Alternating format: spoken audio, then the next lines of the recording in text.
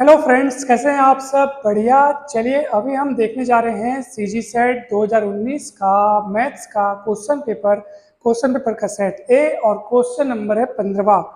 जबरदस्त क्वेश्चन है, बहुत बेसिक नॉलेज है इसमें और ऑप्शन कैसे चुना जाए ये भी अभी हम सीखेंगे। क्योंकि ये क्वेश्चन किस प्रकार का है, मैच द फॉलोइंग। आपको इस तरफ चार मैट्रिक्स दिए हैं और उनके बारे में यहाँ पे चार स्टेटमेंट लिखे हैं।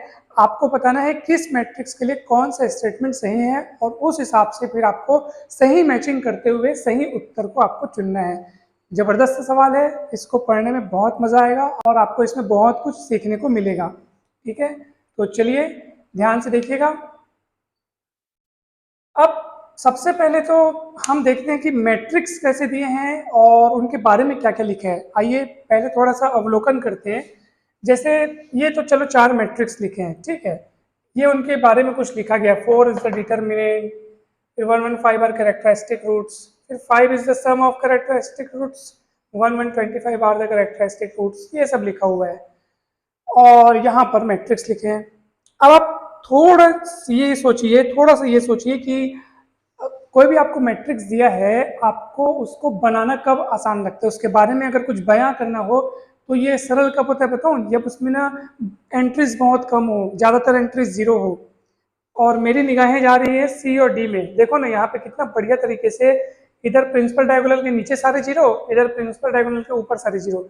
मतलब मैं इनके बजाय इस पर पहले क्यों ध्यान दिया बताऊं? क्योंकि ना इनके बारे में ज्यादा तथ्य अच्छे से इकट्ठा करके हमने रखे हैं और दूसरा जो भी इसमें जांच पड़ताल करना ज्यादा आसान है। अच्छा, अब कौन कौन से तथ्यों का उपयोग करके हम यहाँ पर सवालों को बनाएंगे, तो उसको आप सुनिए। दो तीन फॉर्मूले मैं आपको बता रहा हूँ जो इसी सवाल में नहीं बल्कि हमेशा आपको अनेक सवालों में काम आएंगे।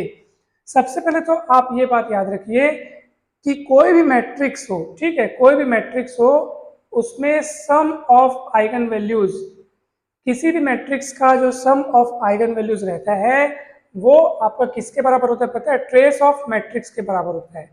अब बोलोगे सर ये ट्रेस ऑफ मैट्रिक्स क्या होता है? कुछ नहीं, ट्रेस ऑफ मैट्रिक्स मतलब sum of principal diagonal elements. Sum of principal diagonal elements अर्थात मुख्य विकर्ण के जो अवयव हैं उनके योग को ही हम ट्रेस कहते हैं, मैट्रिक्स का ट्रेस कहते हैं। जैसे इस मैट्रिक्स का ट्रेस हो जाएगा 3, 2 3 5 2 7। इस मैट्रिक्स का ट्रेस हो जाएगा 7 13 20 7 27। इस मैट्रिक्स का ट्रेस हो जाएगा 1 2 2 मतलब 3 3 2 5। इस मैट्रिक्स का ट्रेस हो जाएगा 7 -4 अर्थात 3 3 2 5। ठीक है, तो ट्रेस ऑफ मैट्रिक्स मतलब जो मुख्य विकर्ण है, प्रिंसिपल डायगोनल है, उसके एलिमेंट का योग, ठीक है। और वही सम ऑफ आइगन वैल्यूज होता है, अर्थात उस मैट्रिक्स के जब आप आइगन वैल्यूज फाइंड करोगे तो उन आइगन वैल्यूज का सम वही आएगा जो उस मैट्रिक्स का ट्रेस रहेगा, अर्थात सम ऑफ प्रिंसिपल डायगोनल एलिमेंट्स। ठीक है, तो ये एक सूत्र आपको सदा याद रहना चाहिए। तीनों चीज एक दूसरे के बराबर, sum of eigen values, sum of principal diagonal elements और उसी को बोलते हैं ट्रेस ऑफ मैट्रिक्स। तो ये पहला सूत्र आप सदा याद रखें। दूसरा सूत्र याद रखें, देखो पहला सूत्र सम ऑफ आइगन वैल्यूज से संबंधित है, दूसरा सूत्र है product of eigen values. Eigen values का गुणनफल यानी आइगन मानों का गुणनफल किसके बराबर होता है? तो प्रोडक्ट ऑफ आइगन वैल्यूज ये होता है उस मैट्रिक्स के डिटरमिनेंट के बराबर। डिटरमिनेंट की जो वैल्यू होती है ना भाई, तो डिटरमिनेंट की जो वैल्यू है उसके बराबर होता है प्रोडक्ट ऑफ आइगन वैल्यूज। यानी कि किसी भी मैट्रिक्स के जितने भी आइगन वैल्यूज है अगर आप उन सब का प्रोडक्ट करेंगे तो आपको उस मैट्रिक्स के डिटरमिनेंट की वैल्यू प्राप्त हो जाएगी।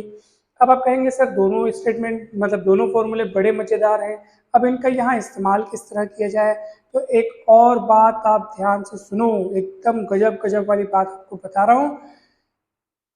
और वो गजब वाली बात यह है कि सुनो, अगर मान लो किसी मैट्रिक्स में आपको ये खास बात दिखाई देती है कि प्रिंसिपल डायगोनल एलिमेंट्स जितने मतलब प्रिंसिपल डायगोनल के ऊपर या नीचे, ठीक है, दोनों बातें हो सकती हैं, प्रिंसिपल डायगोनल के ऊपर या नीचे समस्त प्रविष्टियां समस्त एंट्रीज अगर जीरो दिखाई दे रही हैं तो ऐसी स्थिति में जो प्रिंसिपल डायगोनल एलिमेंट्स है उनका गुणनफल ही उस मैट्रिक्स का डिटरमिनेंट हो जाता है। जैसे आप मान लो मैं यहाँ पे लिखता हूँ 0 0 0 1 2 5, है ना भाई, ये 5 मतलब ये पूरा ऐसे विकर्ण में है ये। और इधर कुछ भी लिख दो 5 7 4। अब देखो ये कैसा मैट्रिक्स है जिसके प्रिंसिपल डायगोनल के ऊपर में सारे जीरो हैं। अगर ये सारे जीरो नीचे होते और ये एंट्रीज ऊपर होते मतलब पूरे जीरो होने चाहिए, एक डायगोनल के किसी एक तरफ पूरे जीरो होने चाहिए। अगर दोनों तरफ भी पूरे जीरो हैं तब भी ठीक है, मतलब प्रिंसिपल डायगोनल के किसी एक तरफ या तो ऊपर या नीचे या दोनों तरफ अगर पूरे अवयव शून्य हैं तो ऐसी स्थिति में जो प्रिंसिपल डायगोनल एलिमेंट्स हैं उनका गुणनफल ही उस मैट्रिक्स का डिटर्मिनेंट होता है। अर्थात अगर मुझसे कोई पूछे कि इस मैट्रिक्स का डिटर्मिनेंट क्या होगा तो मैं कहूंगा 1 2 2 2 5 10। ठीक है, तीनों का आपस में गुणा करना है आपको। यही क्वालिटी देखो, आप गौर फरमाइए कि अगर मुझे इस मैट्रिक्स का डिटर्मिनेंट ज्ञात करना हो तो क्या ज्ञात करूंगा। तो आप देखो गौर से, प्रिंसिपल डायगोनल के नीचे के सारे एलिमेंट जीरो हैं, अर्थात इस मैट्रिक्स में मैं प्रिंसिपल डायगोनल में जितने एलिमेंट्स हैं अगर उनका आपस में गुणा करता हूं तो वो कौन होगा, वो उस मैट्रिक्स के डिटर्मिनेंट अर्थात सारणिक की वैल्यू होगी। तो गुणा करो तो 1 दूनी 2 2 दूनी 4, तो इस मैट्रिक्स का डिटर्मिनेंट क्या हो जाएगा, 4 हो जाएगा। देखो तो ऑप्शन में कहीं 4 कहाँ दिया है, ये देखो 4 इज द डिटर्मिनेंट। भैया बोल रहा है ये साफ साफ, मतलब ये जोड़ी मिल गई इनकी, सी का क्या होगा 1 होगा। अब आप एक काम कर लिए ना, आप अब ऑप्शन में चले जाइए ताकि आप गलत ऑप्शन को तुरंत काट सको। सी का 1 हो गया है, ये फिक्स, ये बात फिक्स हो चुकी है। अर्थात अब सी इज इक्वल्स टू, मतलब सी के सीध में 1 जहां नहीं उन ऑप्शंस को कट कर दो। ऑप्शन भी कट हो गया क्योंकि यहाँ पे देखो सी के लिए 3 दिया है, सी का मैचिंग 3 से कर रहा है, तो ये गलत, पक्का गलत। अब हमारे पास मुख्य रूप से ध्यान देने लायक हमारे पास दो चीजें हैं। ठीक है, कौन कौन सी दो चीजें बताओ। एक तो हमारे पास ऑप्शन ए और सी, जिसमें सी की जगह 1 सी की जगह 1 लिखा है। किसी एक को और चेक कर लेते हैं फिर हमारा आंसर जल्दी से आ जाएगा। ठीक है, किसी एक को जल्दी से चेक करते हैं। अरे भैया मैट्रिक्स डी में तो देखो, मैट्रिक्स डी में देखो तो भैया प्रिंसिपल डायगोनल के ऊपर के सारे एलिमेंट जीरो हैं। आओ भाई, यहाँ पे भी गजब है। अच्छा, अब क्या बोल रहे हैं, डिटर्मिनेंट के बारे में इसने केवल पहले में लिखा है, बाकी सब कैरेक्टरिस्टिक रूट, कैरेक्टरिस्टिक रूट के बारे में बोल रहा है बाकी सब। तो आप देखेंगे कि यहाँ पर जो प्रिंसिपल डायगोनल एलिमेंट्स हैं कैरेक्टरिस्टिक रूट्स, और बोल रहा है सम। ठीक है, सम बोल रहा है भैया, सम। तो देखो तो भैया सम शब्द यहाँ पे नहीं लिखा, यहाँ पे लिखा, यहाँ लिखा है, इसलिए मेरी नजर वहां गई सम। तो मेरे को दिमाग में तुरंत फॉर्मूला आना चाहिए ना भाई कि सम ऑफ आइगन वैल्यूज, इसका मतलब सम ऑफ आइगन वैल्यूज मतलब सम ऑफ डायगोनल, वो प्रिंसिपल डायगोनल एलिमेंट्स। ये देखो यहाँ पे लिखा है सम ऑफ आइगन वैल्यूज मतलब sum of principal diagonal elements बराबर होते हैं। तो चलो तो इसमें जोड़ के देखो तो 7 में 4 के 3, 3 तो 5, मतलब कि इसके प्रिंसिपल डायगोनल एलिमेंट्स के जो जोड़ हैं, योग जो है वो 5 आ रहा है, और इसलिए 5 इनकी आइगन वैल्यूज का योग भी होगा। इस फॉर्मूले की मदद से हमने जाना। तो भैया साफ साफ पता चल रहा है 5 is the sum of characteristic roots, क्योंकि सम ऑफ कैरेक्टरिस्टिक रूट्स वही होता है जो sum of principal diagonal elements होता है। तो इसकी जोड़ी मिल गई। देखो भैया डी का 3 हो गया, तो डी का 3 कहाँ पे, देखो डी के लिए 3 यहाँ पे है। ठीक है, सी के लिए 1 मिल गया, डी के लिए 3 मिल गया।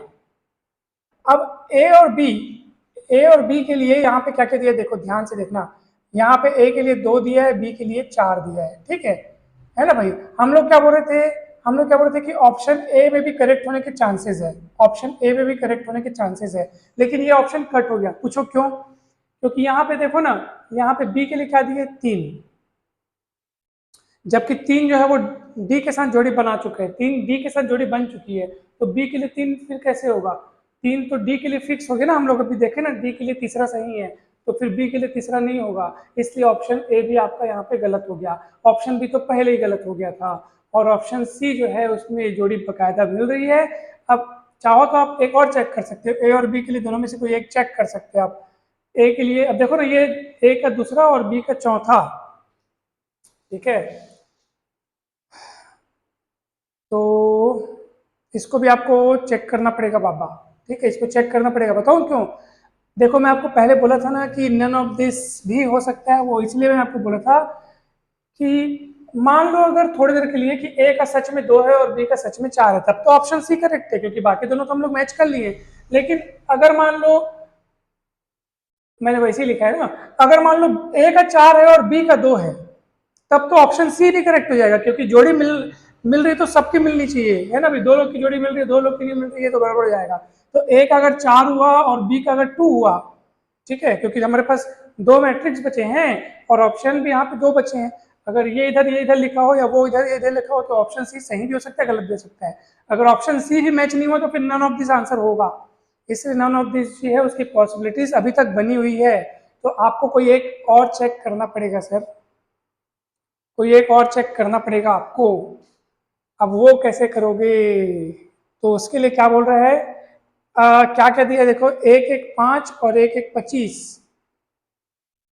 मेरे ख्याल से हम किसी भी एक को चेक करके देख लेते हैं, डिटर्मिनेंट निकाल के देख लेते हैं। अच्छा, कैरेक्टरिस्टिक रूट्स बोल रहा है ना, तो देखो कैरेक्टरिस्टिक रूट्स मतलब कि अब देखो इसके कैरेक्टरिस्टिक रूट्स को जोड़ के देखो, 1 1 5 मतलब कितना हुआ, 1 और 1 2 और 2 5 7।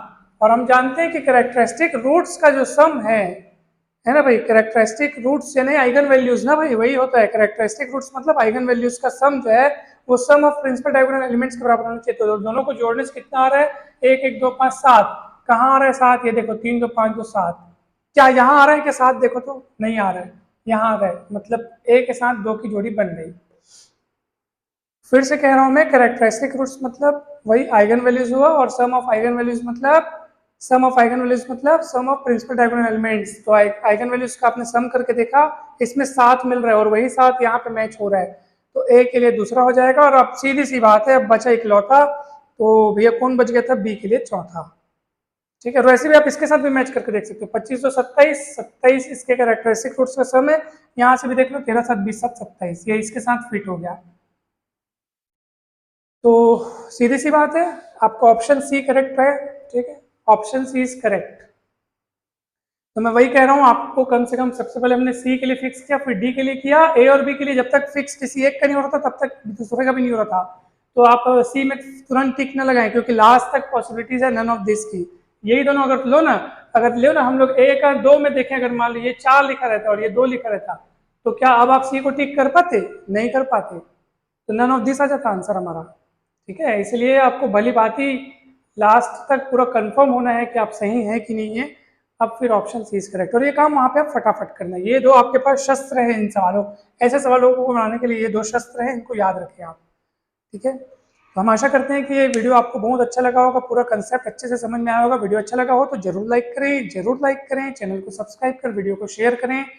आप सभी का बहुत बहुत धन्यवाद। जल्द ही मिलते हैं हम नेक्स्ट वीडियो में। Thank you so much.